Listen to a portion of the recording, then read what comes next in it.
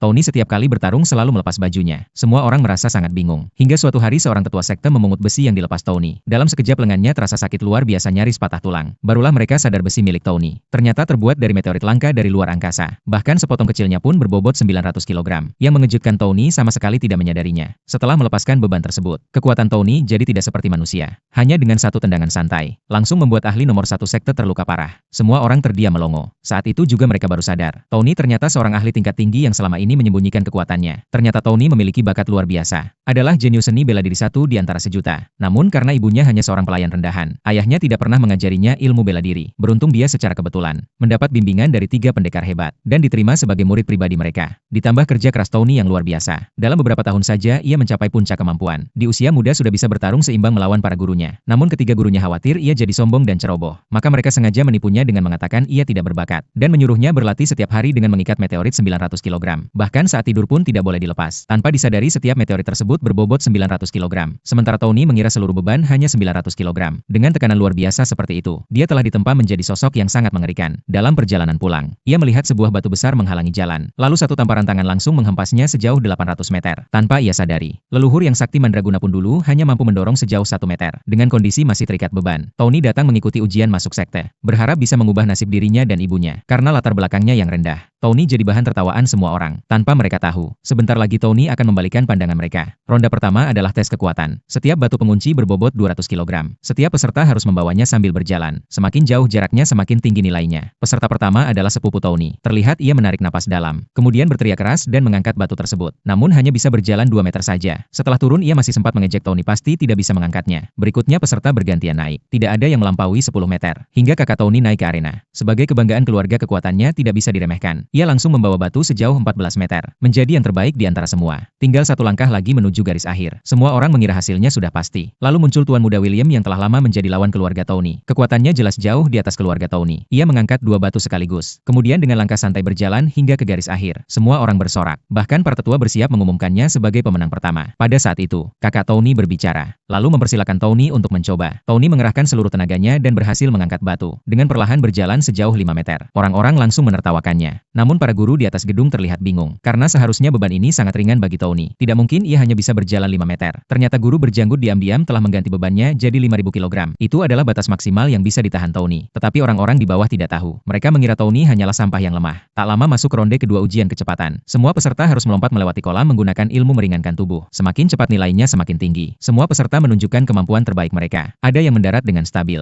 Ada juga yang jatuh ke dalam air di tengah jalan. Tuan Muda William kembali menunjukkan gerakan luar biasa. Mendarat dengan mantap di garis